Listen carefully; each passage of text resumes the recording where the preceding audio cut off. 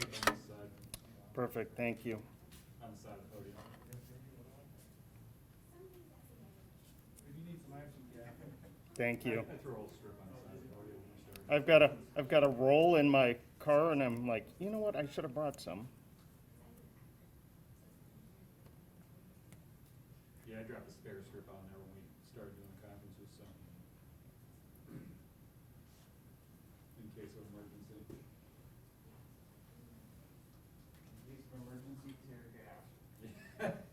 Nice.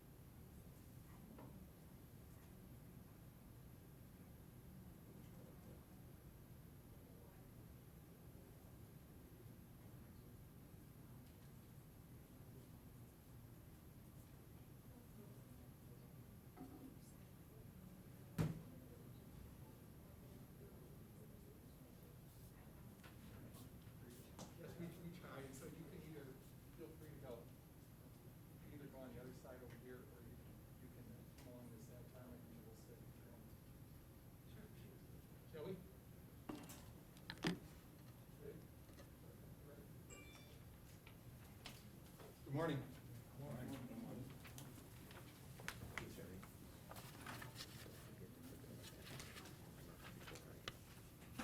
So the order is, you'll want to say.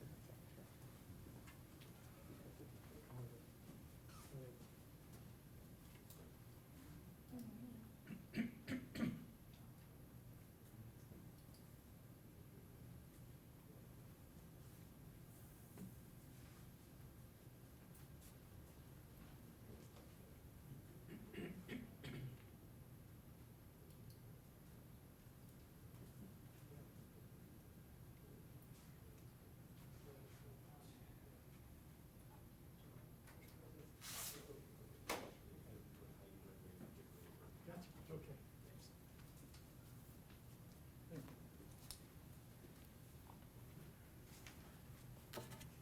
Good morning. 1, 2, 3, 4, 5, 6, 7, 8, 9, 10. So good morning, welcome to our regular Friday briefing. Joining us, as is customary, is County Executive Armin Budish, who's with us. We have a special friend and a guest that's here with us, a great public health advocate, public health physician, Dr. Tom Gilson, who is our county medical examiner. I'll provide some remarks. We'll hear from Dr. Gullett on her usual data roundup on Fridays. And of course, our co-director of prevention and wellness, Ramona Brazil, will provide some closing comments for us. So with that, I'd like to turn things over to Executive Budish.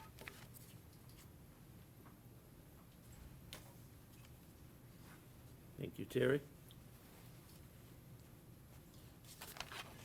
Good morning. Again, I want to thank Terry Allen and Dr. Heidi Gullett and all the good people at the Board of Health for their life-saving work. Each of you here get to hear a little bit about what they do when they come out each Friday. But if you knew all the other things that they're working on that they do, you'd be in awe, as I am. Today I have several announcements and updates. I'll start with the Small Business Stabilization Fund. Our small businesses need help to survive. Even as businesses are opening back up, some have been very severely damaged by this crisis. I, County Council, and our Department of Development, along with many crucial community partners, are working to make sure that we're able to get as many resources as possible to our local small businesses. We're helping as much as we can. For our first round of grants, we made awards to 200 businesses. I know we're making a difference because they told us. And I'm just going to share a couple of examples with you. One person said, "Wow, thank you so much for the wonderful news. This grant will help my small business make it through this pandemic, and that means the world to me." Another person, "I'm so grateful. This is so needed for me to keep my rental space. Thank you so much."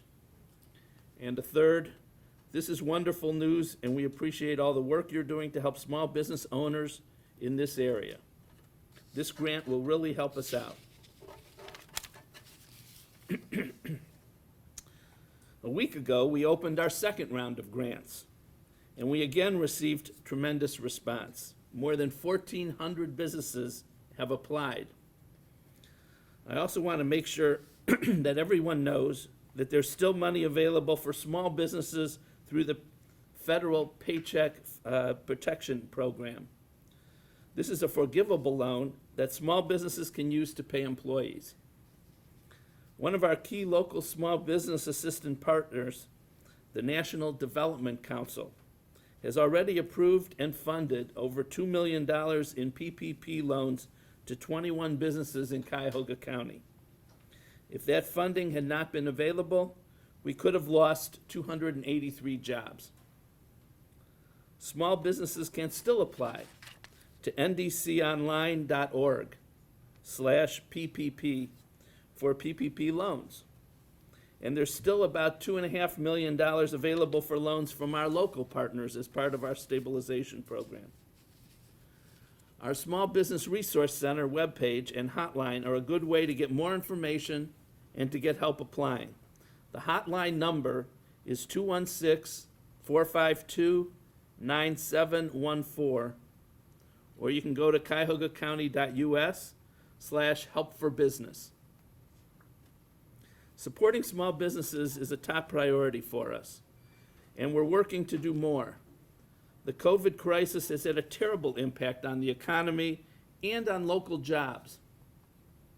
Since the start of the COVID-19 crisis in March, approximately 120,000 people in Cuyahoga County have filed for unemployment.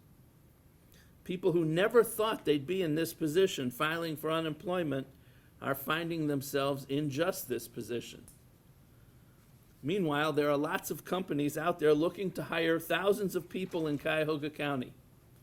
The list of companies includes manufacturers, distributors, grocery stores, and many others. The challenge is to connect the people that need work with the companies who want to find them and hire them. In the old days, which is about 2 months ago now, job fairs in local facilities were a great way for employers and employees to make connections. Today, with the need to stay at home and with social distancing, job fairs in physical locations just won't work. But the good news is that we have a solution.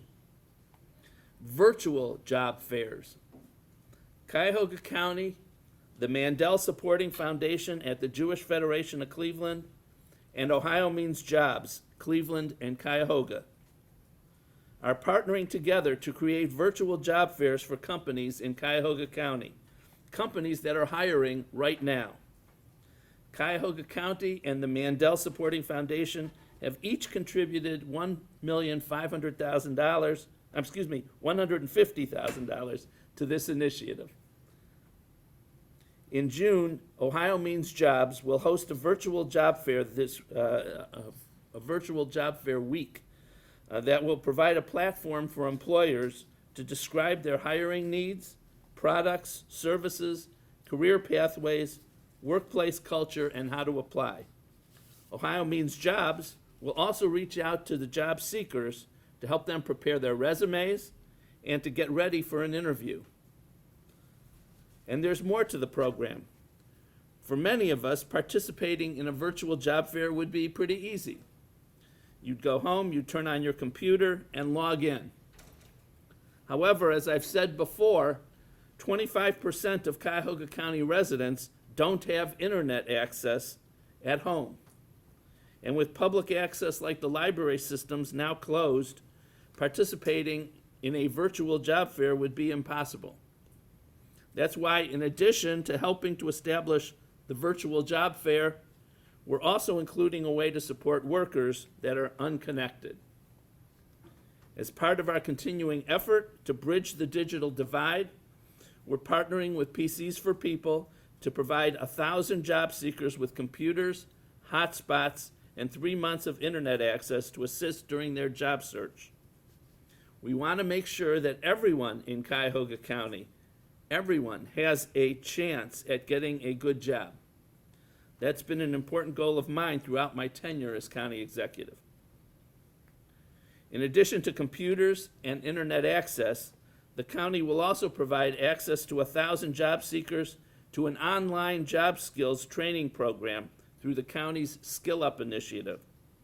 Skill Up will help make sure that everyone's able to apply for jobs and is properly prepared for the work. We're continuing to recruit companies to participate in the virtual job fairs.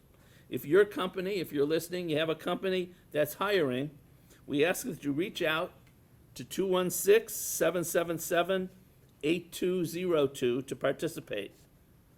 While June is the kickoff for the fair, it'll not be the last one. We're committed to continue to use technology to make sure that we can keep our economy humming while also maintaining proper social distancing for everyone's safety. This initiative would not have been possible without the generous support of the Mandel Supporting Foundation. I want to thank them for working with us to support this important initiative. I also want to thank Catherine Tkachuk, who's here, who helped lead this effort for the county.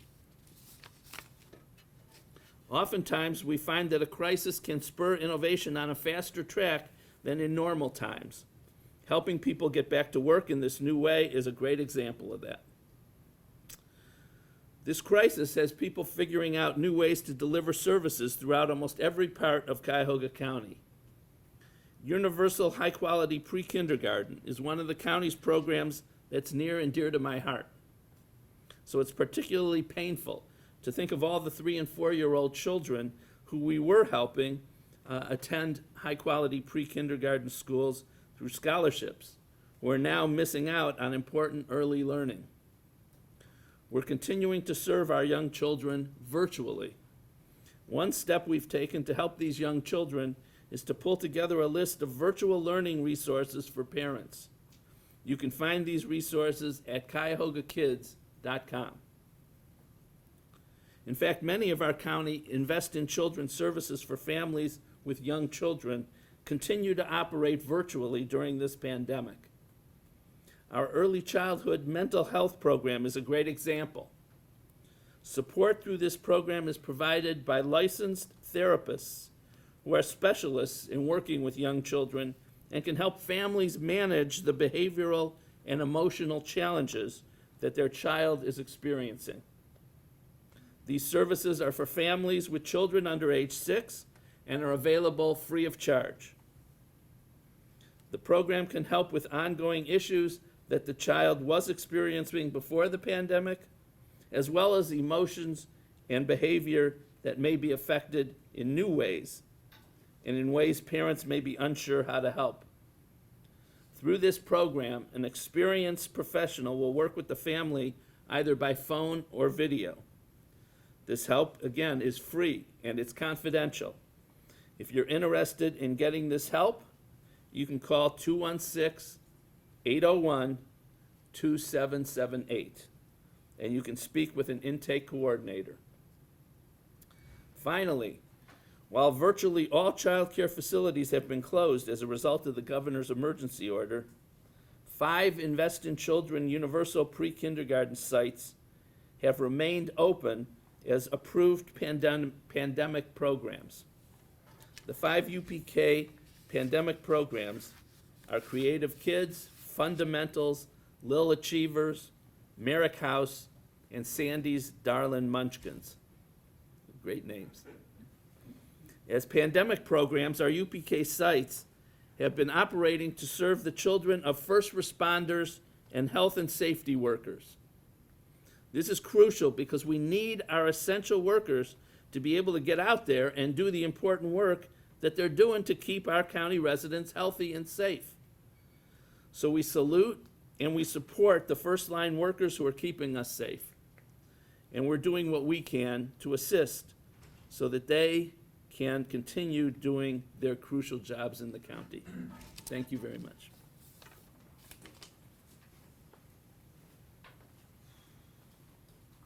Thank you, Executive Budish. I was reminded when you were speaking about the county's mantra, Together We Thrive, and something actually, it hit me that you wrote in one of your addresses many years ago to the community. You said, "This is our county. We are diverse. We are rich, and yes, we are poor. We have magnificent pockets of natural beauty and unconscionable pockets of poverty in foreclosure-devastated neighborhoods. Yet our fortunes are linked, whether we know our neighbors or not. Our lives are connected. We need each other to succeed. We need to use both our head and our hearts to show ourselves and our children what can be done when we dream big together." That stuck with me, and I think what you described today is a clear demonstration of that commitment, and we thank you for that. Next, I have the honor of introducing a great public health physician and partner, Dr. Tom Gilson. Dr. Gilson, we've had the pleasure of working with him in some very difficult situations, some heartbreaking situations around child fatality review, around poison death review in the overdose crisis we've dealt with that Dr. Gilson has played a major leadership role in. And so it was no surprise that as we began to deal with COVID-19, that Dr. Gilson was there to collaborate with public health in this response. And so Dr. Gilson's going to share a few comments and observations.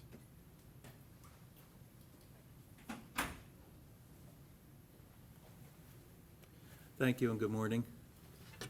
I'd like to thank Executive Budish and Director Allen and Dr. Gullett for the opportunity to talk about a different perspective on the public health pandemic that we're facing with COVID-19 and offer you perspective in how the medical examiner's office has been trying to address this in conjunction with our other partners.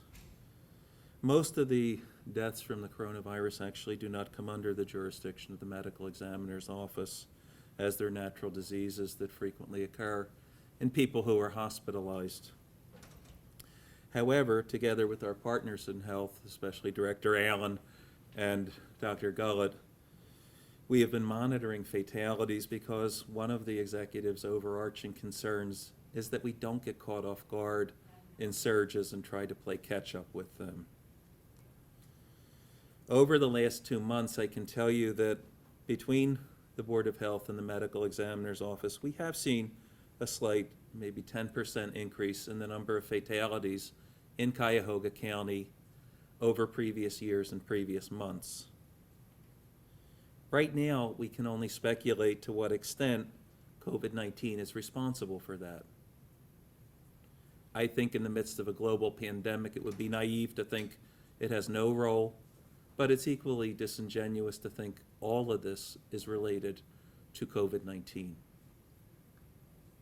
The more immediate concern, because we can sort that question out later, is are our healthcare facilities being overwhelmed, and are those people who have passed away able to be properly and respectfully taken care of? And I can say with certainty that those are both true, that we have an adequate amount of health care, and we also have not overwhelmed funeral directors and other folks who support the respectful disposition of people who pass away. That's something we do monitor very closely. Obviously, we all regret the lives lost. We continue to monitor how many folks are passing away, and we want to achieve those goals, that we don't overwhelm healthcare facilities and we don't overwhelm the funeral directors and the other folks in that part of the business who are responsible for respectfully taking care of people who have passed on. We'll continue to monitor them, but as I say, right now we're not at a crisis situation, and there are additional steps in place should we start to see that surge.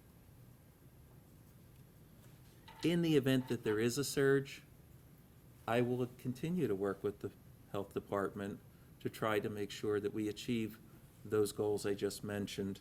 And obviously, the executive and all of the people in this room will share that information with our media partners and with the public in general. I think one of the questions that I wanted to talk about today is the challenge of what really constitutes a person dying from coronavirus, COVID-19. I would like to say, as a preface to that there isn't any pressure on me as a certifier or colleagues that I talk to at least, that there's a desire to over-report how many people have died to make the crisis look worse, or to under-report it to mitigate whatever agenda that might favor. I think I've heard people talk about these, but I have to say my experience, especially locally, is that those are outliers. That's not really a reality that I think has any basis in truth. We're not hiding deaths, we're not over-reporting deaths.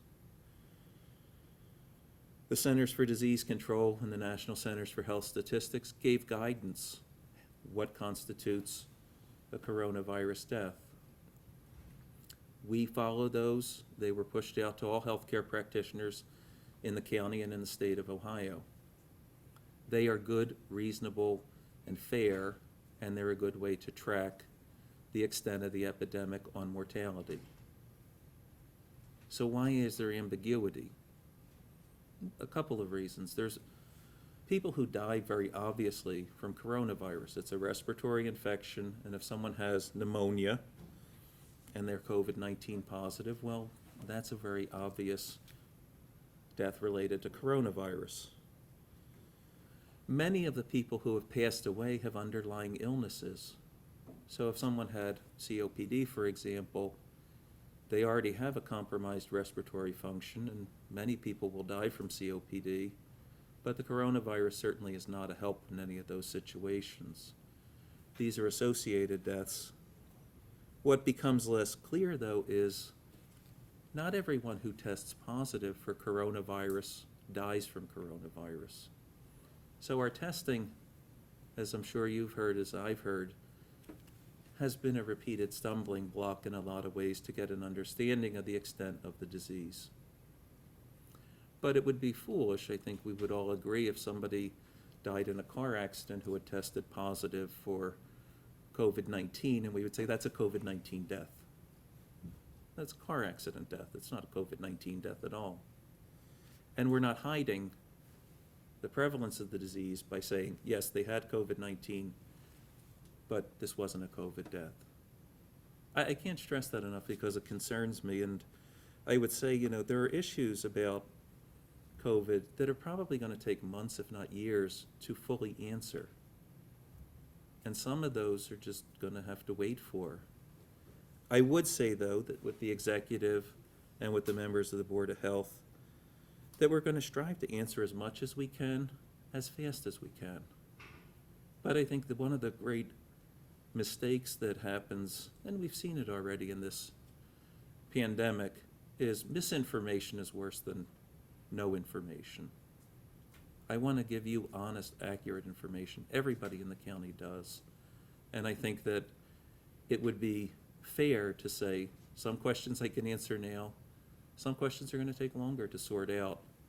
But as we do know, I want to give you the best information for the public so that we're not overreacting and not underreacting. It's a serious disease. Thousands of people in our country have died of COVID-19. I don't think that's an overestimate, and I don't think that's anything that we can treat lightly. But I also don't want to think that we have to go into an extreme response necessarily that isn't justified by science either.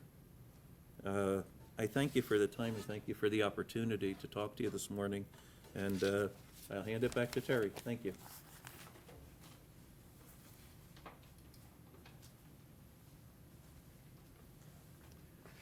Thank you, Dr. Gilson, and as always, thank you for your partnership. So, as people are well aware, the governor provided information yesterday on the continued reopening of the state of Ohio. And as we look toward the coming weeks, we know that many more sectors will be active and coming back online. These include on the 21st indoor restaurants as well as campgrounds. The 22nd of May will be horse racing with no spectators. May 26th, adult and youth sports leagues, no or low contact sports. The Bureau of Motor Vehicles with some limited interactions. Fitness centers and gyms, public schools, public pools, those regulated by local health departments. Ohio will use more than $60 million in federal CARES Act funding to provide reopening grants to all Ohio's child care providers. These include family child care centers, and both publicly funded and private providers. The Health Policy Institute of Ohio released a data brief just yesterday on Ohio COVID-19 fatalities. Among the key findings are the following. COVID-19 deaths have already surpassed the number of motor vehicle deaths for all of 2018 and could soon overtake suicide.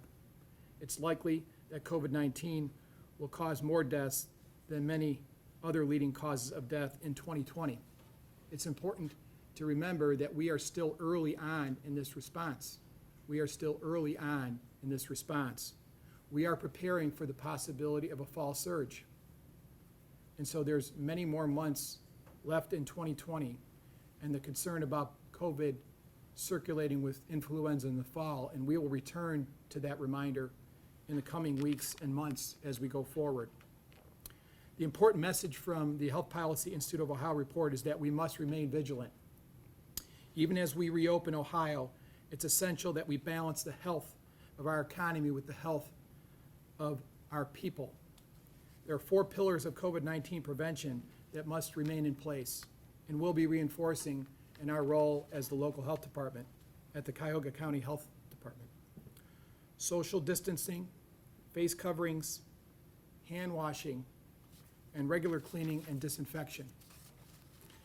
These must be supported by responsible business practices that protect workers and patrons alike.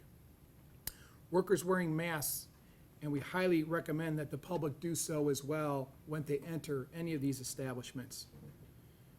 Continuing remote work practices wherever possible, and supporting workers to stay home when they're sick. Remember, this is a novel virus that most people, until really the fall of last year, had never experienced. And so many of us still have not been exposed to this virus, and over time, these exposures will happen. And our job is to try and prevent them as much as possible and mitigate the effects of exposures. So go to coronavirus.ohio.gov for further information that gives guidelines by sector on how people can protect each other. As Greater Clevelanders, we're united in our responsibility to protect each other during this public health emergency, and that has not changed. The sacrifices we continue to make will be the measure of how many of us continue to contract COVID-19, and sadly, how many of us may die. We anticipate and are preparing for increases in cases and sadly more deaths even as we open up. We can't be fooled by the warmer weather. Please continue to do your part and be part of the solution in preventing cases and fatalities in your family, in your neighbors, and those that you love, and people that you don't even know. School graduations, we'll say a word about that. While the school year winds down across the state, local health departments have been advising and reviewing local graduation ceremony plans. Under the guidance of the state school closure order, we're working closely with administrators from across the county to be sure that public health and safety are foremost in everyone's plans. Single-family participation in staggered presentations of diplomas, social distancing, face coverings, drive-through approaches, and practical entry and exit procedures are all being instituted by schools to adapt to reduce risk during these important celebrations.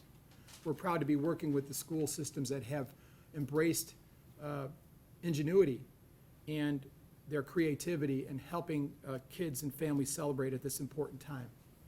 It's our intent to offer schools sound guidance in terms of planning and applying best practices to all the elements of any proposed ceremony.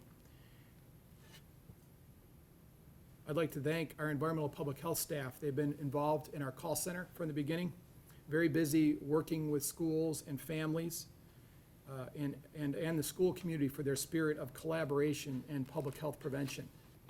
We're very grateful for their patience and desire to do the best job that they can to protect the health and well-being of our students and families.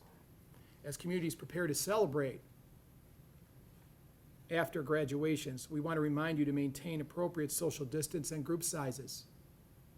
As the warmer weather gets moving here, that is something we're going to have to reinforce and be ambassadors of that public health message in our communities to protect each other.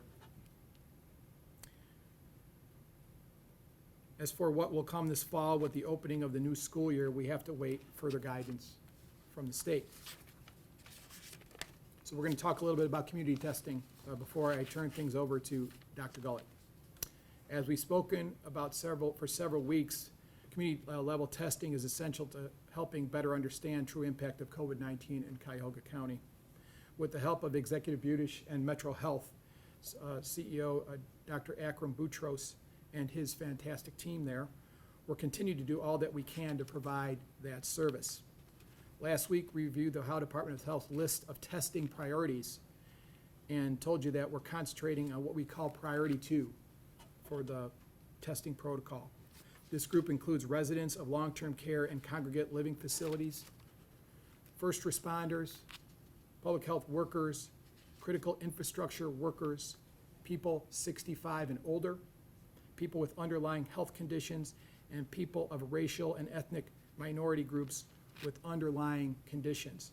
We're still focusing on this priority 2 group as we go forward. We continue to support these groups as we have from the beginning of this response, and we'll continue to report all of our testing data in aggregate to track rates of COVID-19 in the community as reported by Dr. Gullett every Friday. So that is our intent, and we'll continue to provide that aggregate data and as much information as we can to you every week. I want to thank our data analysts and informatics staff that have been working hard and into the wee hours of the morning, often to analyze the data for these briefings, and their commitment is inspiring to me and is a demonstration of what true public service is about. With that, I'd like to turn things over to Dr. Gullett.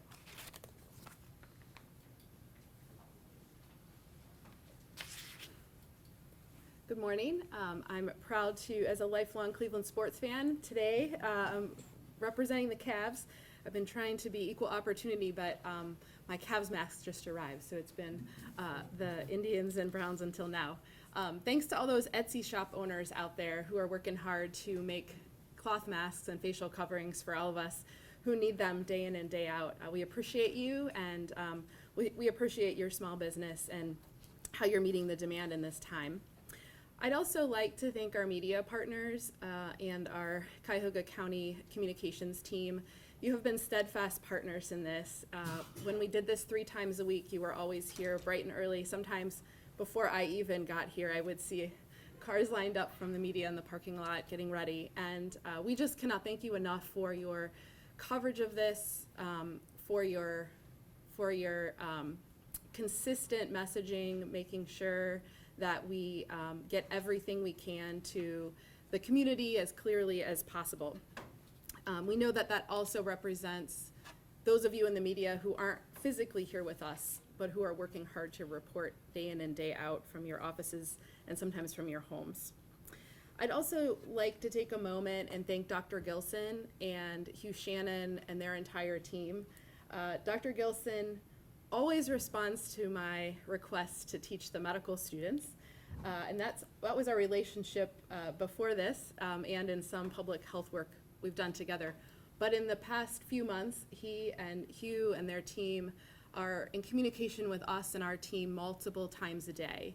And I can't tell you how much of a support that has been to us. So thank you for that, and thank you for being here today to help the community understand how we classify deaths. I'd also, finally, in my gratitude, like to thank all of the business owners and employees out there who have worked really hard to prepare your businesses for reopening. We know that this is very different than what all of us are used to, but we're very grateful for your commitment to protecting your customers and your staff as we get comfortable with a new normal.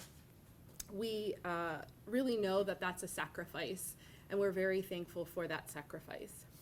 I also wanted to share that this week, as we've done more case interviews and more contact tracing, we have found that people who have returned to work have been engaging with their coworkers outside of work, and sometimes we realize that maybe not using all those practices we're talking about in social situations outside of work. That has led to new transmissions that then result in infections coming back into the workplace. So it's really important as we begin to open back up and more people are returning to the workplace, that you please wear your facial coverings, that you please do the most amazing hand washing of your life over and over and over again, that you please clean surfaces touched frequently, that you try to do remote work as much as possible, because we're seeing a lot more employer infections in workplace settings over the last week. And I suspect if we don't stay true to these great public health measures, that will be an issue for our community. The doctors in the back room here asked me to please share this message with you this morning. And so I give that to you based on our experience of the past few weeks. With that, I'm going to take a moment to pause as Ben finishes what I'm saying. And we'll be silent until the cameras can pivot over to the data slides.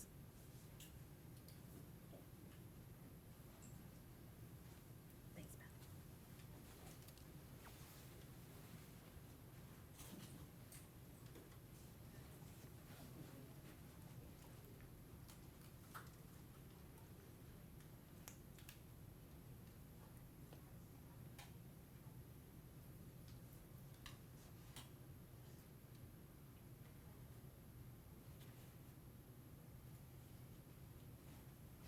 All right, we have 4 thumbs up. Yeah, here, I got one earlier.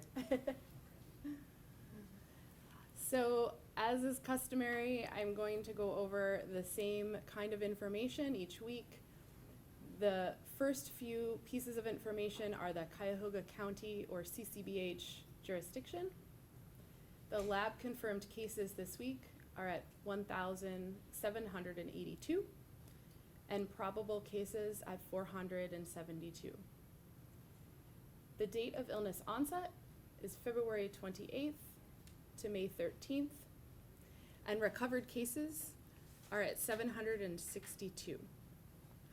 Our number of contacts is 3,572. And this comes from all of the contact tracing that we continue to do related to exposures from both lab confirmed and probable cases.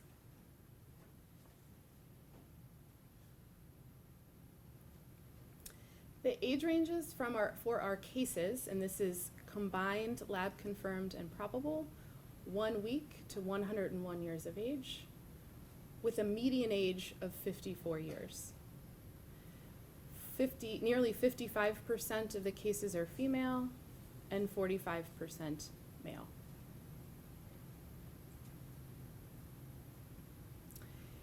We also have been closely tracking the percent of cases that identify as healthcare workers. This includes individuals who work in any healthcare setting, in any job in that facility. The percent of our cases that identify as healthcare workers is 21%. And the percent of our cases identifying with pre-existing conditions is 40%. And just to note, some of those cases identifying with pre-existing conditions are also healthcare workers.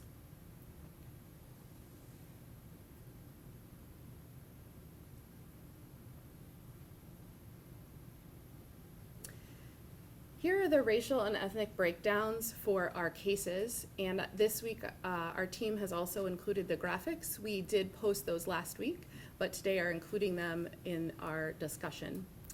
Race 0.8% of cases identify as Asian, 36% is Black, 51% is white, 3% is other, and just under 10% we are still unknown. And in many of those cases, as I get a better understanding of the workflows with larger numbers of cases, those are individuals we haven't yet been able to talk with. For ethnicity, cases identify 3% as Hispanic, 75% as non-Hispanic, and 22% of our cases, we do not have those data yet.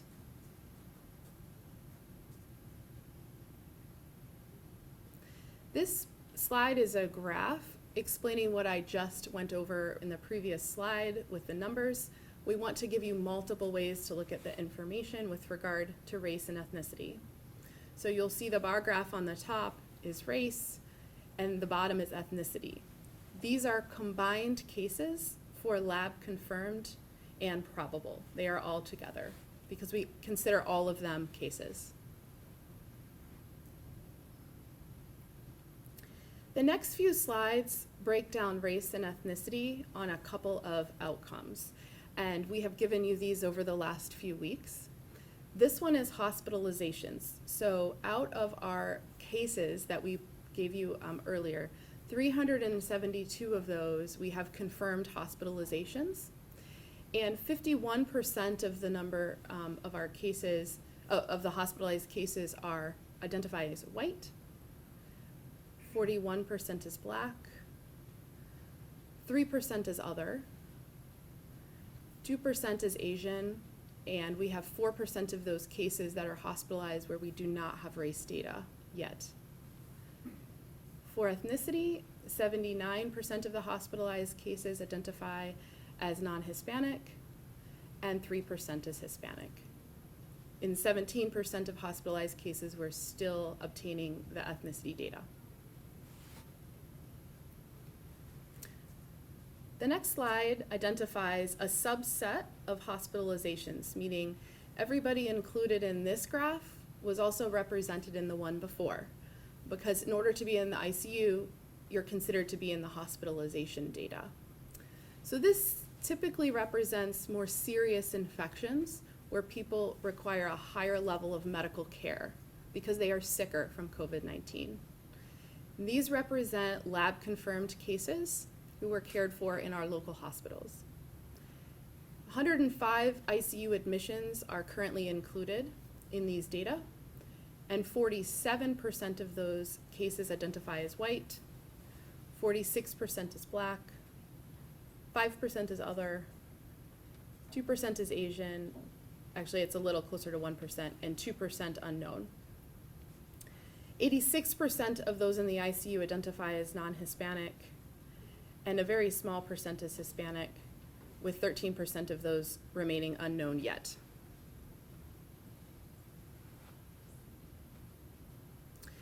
These are our fatality data, and as I point out every time I give these numbers, and as Dr. Gilson so eloquently pointed out earlier, these are families grieving in our community.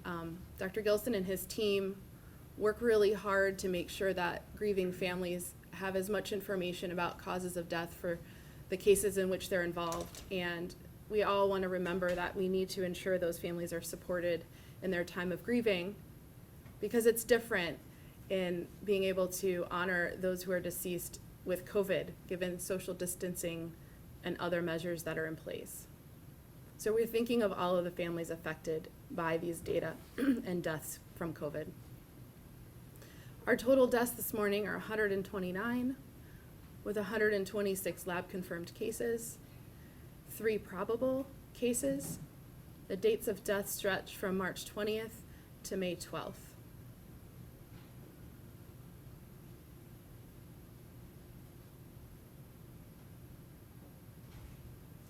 The age range for our cases who are deceased is 52 to 99, with a median age of 78 years, as compared to the median age for all cases in our jurisdiction, which is 54.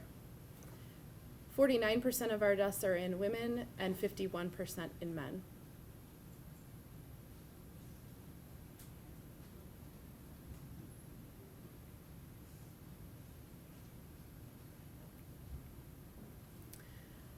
Our race and ethnicity data are as follows. Less than 1% of our deaths are in people who have been identified as Asian, less than 1% in other, 27% identified as Black, and 72% is white. For ethnicity, 85% of our deaths are in those who are non-Hispanic. We do not have any deaths reported in individuals who are Hispanic, and for our deaths, 15% of our cases, we have an unknown ethnicity.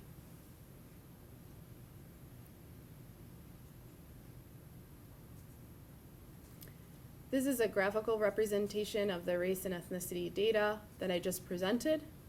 These will be posted on our website shortly after the press conference.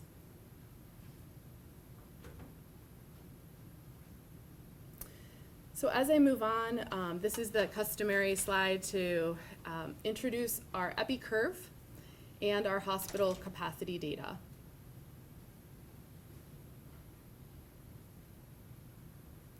So this is our epi curve for all of the prior weeks plus last week, and you'll note it's very similar, just with 1 week added on. The red bars are both confirmed and probable cases, and they are listed on this graph by the date of illness onset. So that information comes from when we interview cases and we learn about their course of illness. The blue bars, I'm very pleased to point out, represent all of those cases that are cleared. They continue to accelerate the number of cleared cases, or those recovering from COVID-19 infection weekly, and that is very exciting to us. And again, on the far right of this graph, you see that it looks as if it's trailing off, but that is simply that over the last few days, we don't have all of those case interview data we need in order to put when someone had an illness onset. So you'll see those days next week when we present this curve.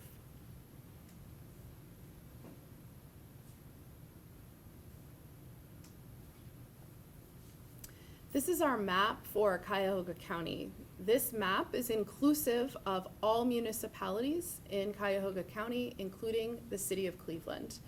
This includes both lab confirmed and probable cases.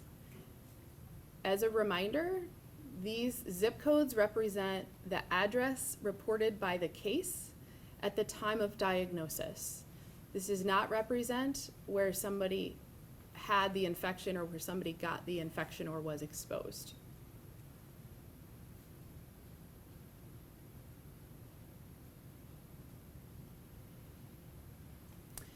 And finally, these are the hospital utilization data that I present every week. We here at the Board of Health are very interested in giving the overall picture of what is happening, given that we see data from all different hospitals, from people who stay in the community to live through their infection and never have to enter a hospital. And so we want to help the public understand the full scope of how this is affecting our community each week. Understanding that we're staying below that dotted line on the epi curve is really important, and we have still remained underneath that, which is very good news for our community and what Dr. Gilson spoke of earlier. Our medical surgical beds for adults are at 70% of our capacity. That is a decrease in utilization of 3% from last week. Medical surgical for pediatrics, so the number of regular hospital beds for children, is at 53% and is unchanged. Critical care adult beds are at 72% of use, and that is an increase of 3% from last week. And ventilators are at 32%, which is also an increase of 3% from last week. So these numbers have stayed relatively stable from week to week, which is really good news in that our community has not had the number of COVID-19 infections that would overwhelm our hospitals and really force our healthcare providers to make really difficult decisions about resources. We're very grateful that has not happened here, and very grateful to our hospital partners for creating surge capacity and increasing the number of beds available to serve our community during this time.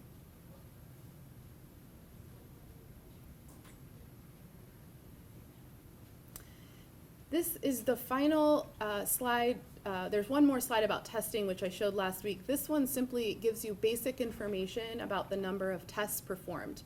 Last week, you'll note that it was 10,588 tests, and this week we're up to 14,088. This is all of the testing that was done at 3 of the major labs in our community. This does not represent the private labs that are also working in our community to test. We don't have those data, but when we do have them, we will present them. But I feel it's still useful for the community to see that our testing is going up each week. The overall percent positive, which means the percent of cases tested who were positive compared with all of the tests done, is at 6.5% this week, and that's lower than last week, which I think represents that we're now testing people outside of the hospital a little bit more, outside of healthcare workers a little more, and so it represents a little bit wider net of those being tested.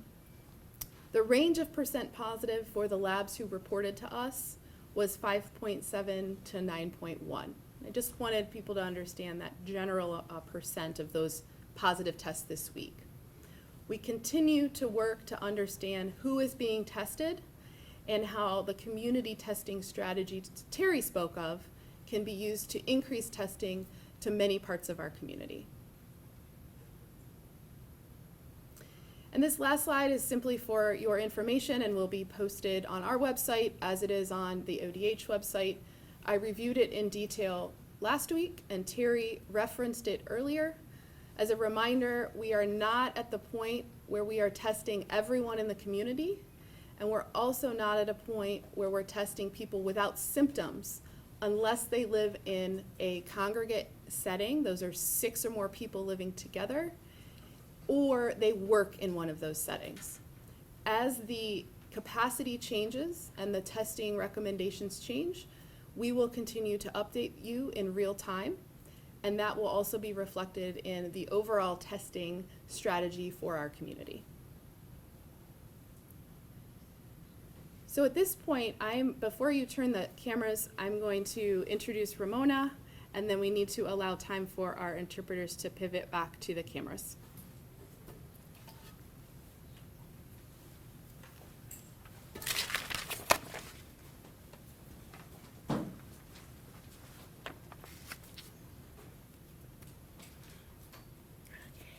I think we're ready. Good morning. I will keep my remarks brief today. Today is a heavy subject. Us discussing the fatalities in our communities from COVID-19. Dr. Gilson addressed one of the most prevalent myths that we hear, that we are attributing all deaths to COVID-19. Our team works diligently, as Dr. Gullett described, to identify and mitigate spread, especially in our vulnerable populations, to decrease sickness and death in our community. We want to fully understand the impact of COVID-19, but none of us here want to inflate the number of people who have died from this virus. Dr. Gullett speaks regularly of acknowledging the human loss behind the numbers we report weekly. Even amid a pandemic, grief is still grief. So today I want to acknowledge the work of our funeral home directors and funeral home workers, as well as our faith community. While social distancing has impacted our ability to gather and console each other in ways that bring comfort when we lose a loved one, these vital members of our community continue to support the loved ones of those who have died from COVID-19, as well as from any other cause. They've had to adapt their services to decrease the risk of spread at gatherings such as funerals, but still provide the comfort and care that is needed by grieving families. Next, I just want to discuss, with the reopening of many segments of our community, we should not take that as a sign that the risk of spread of COVID-19 has decreased. Our staff have been moving into different roles to staff up, to be ready for the consistent number of cases we've been experiencing, as well as if we see an increase in cases, and working 7 days a week to make sure that that happens. So I would like to remind our community, as said earlier, that many of the habits that we have adapted to, we should continue to still practice. So social distancing, good hand washing, and wearing facial coverings. And finally, as this pandemic continues, more conspiracy theories arise. It's not true just because someone said it on the internet. Please continue to seek information from valid and trusted sources of information such as the Cuyahoga County Board of Health, as well as our state health department and other local health departments. Thank you.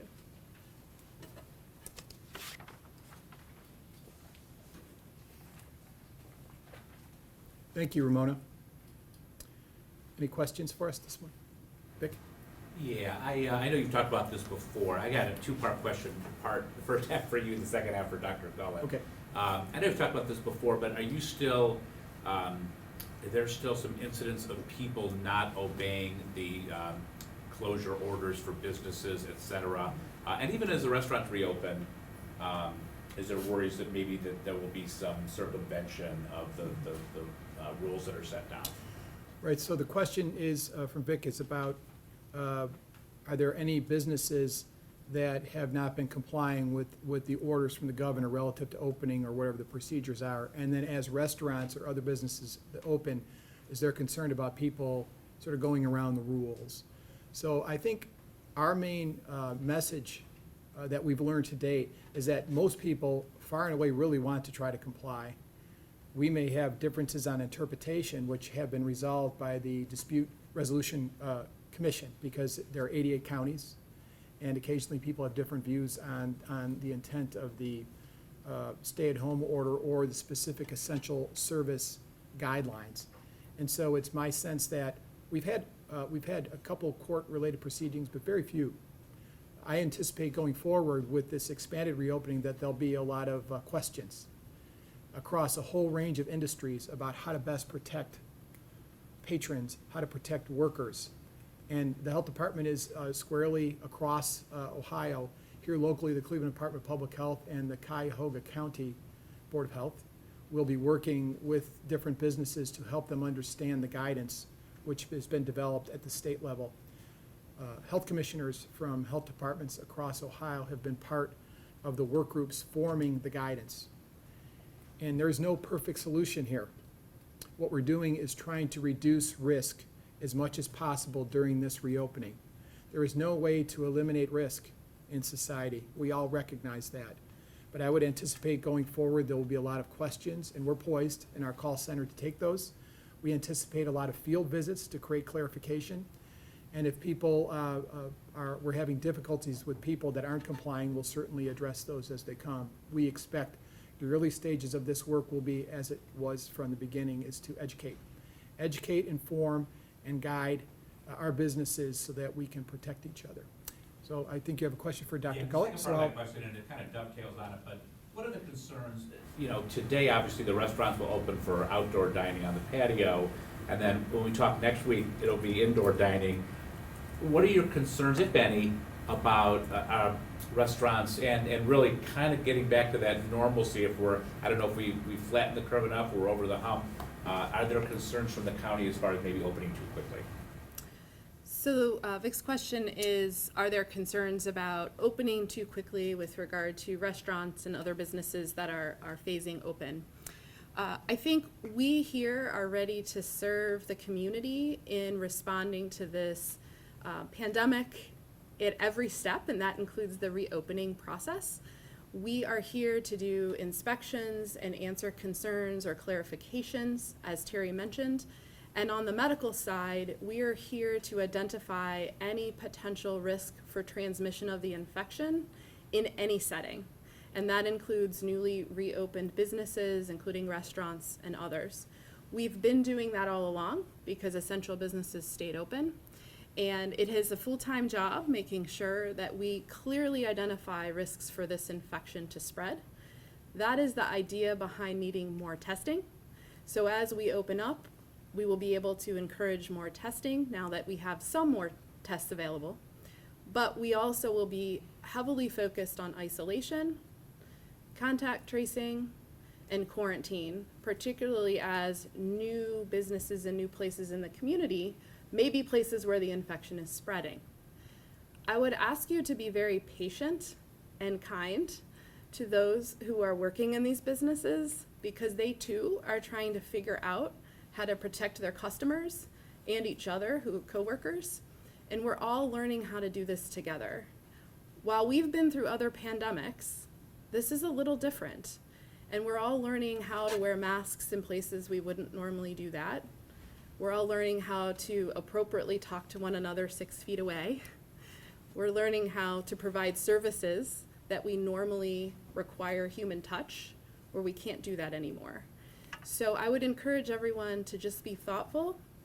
These masks are to protect others from getting the infection from you, but also to protect you from getting the infection too, as are all of the other hand washing, cleaning, and other measures that business owners are putting in place. Do you think we're moving at the right pace then, you think, or you're not, there's no uncomfortableness as far as where we are? Yeah, our role here at the Board of Health is to work with our state officials and our local government, as we do very closely, to ensure the safety of the public at the pace in which this is moving. So our goal here, and we are committed to doing everything we can to minimize infection and the spread of infection. What I will say is that even though we have had lots of cases, there is still a very small percent of our population in this community who's been exposed. That means the vast majority of the rest of us are still at very high risk for this infection, and our immune systems have no idea how to respond to it. So we need to keep that in mind, because until there's a vaccine, we've got to prevent the spread of this. This is not something that you want to go out and expose yourself to just so you get immune. This is a very serious infection. It can be for some people.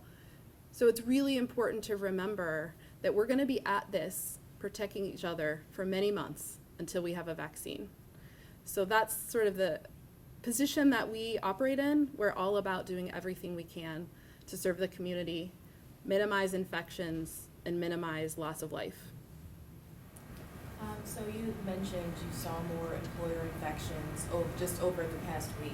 And I know that while retail, some of the salons and restaurants, they're opening this week, so last week was manufacturing and some of those kind of businesses. Do you attribute it to those businesses reopening, or was that something you were seeing from some of the essential businesses that were open all along? So the question is, are the infections that I mentioned that have occurred in businesses or employers related to recent reopenings, or are they from prior businesses that were open? I will say, since the beginning of this in our community in March, there is no sector that is immune from this. We have seen cases in every sector of our community, and that includes different kinds of businesses. And it's not a reflection of people not trying to protect each other or their employees. It's simply a matter of how infectious this condition is, and the fact that many of us work in places where it's very hard to do our job by social distancing.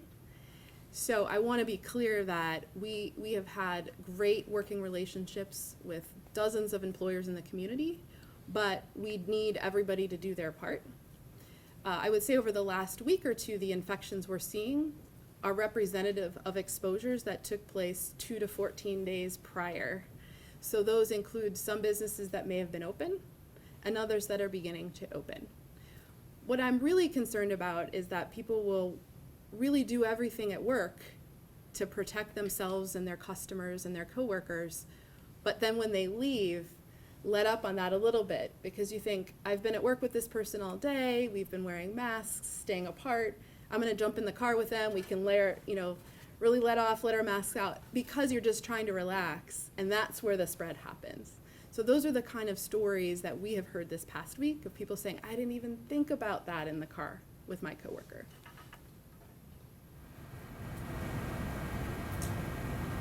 You have something to add? Any other questions this morning? I want to follow up with you just for information, for background afterward on the record. Okay, great. I just want to give a quick shout out to our fourth-year medical students who have been tireless in working with us here since the middle of March. They used their last few precious weeks of medical school where they could have been packing their apartments to be here actually 7 days a week, and they graduate on Sunday. And so I'll be cheering for you on Sunday from here. I'm sorry I won't be with you in Severance Hall, but we will be eternally grateful at this health department for the work you've done for us. And our staff is really working so hard, and we're grateful for their work too. But this is a group of people leaving us this weekend, and so we just wanted to say thank you. And finally, I've been talking about kindness and gratitude all along. And this is going to be a new week for us in this community as we figure out how to work together. So I would really like to remind everyone to please be kind. You can do that through lots of socially distanced ways. But the tensions are high, the anxiety is high, the stress is high for every one of us whose lives are changed. No one is unchanged from this pandemic. But I'd like to remind you to please be kind to one another and to support each other in new and different ways. It makes all the difference in all of us getting through this together. With that, I'll turn it back over to Terry for the final words.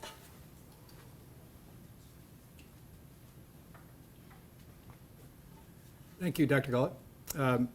I'll just say in closing that I wanted to take a moment to thank my twin boys who had finished their first year of college.